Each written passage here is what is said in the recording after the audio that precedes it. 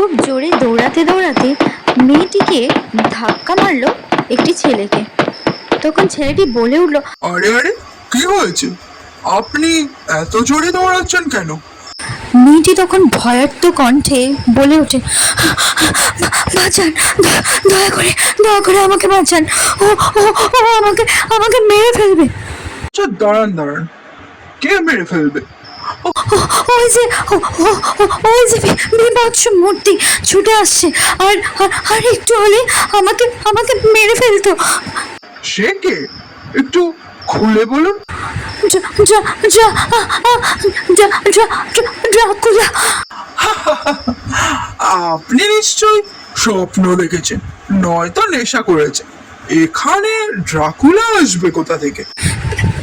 বিশ্বাস করুন, সত্যি ড্রাকুলা ছিল, আমি নিজের চোখে দেখেছি। আচ্ছা আচ্ছা, ঠিক আছে। এই দেখুন, আমার গলায় রয়েছে একটা ক্রস।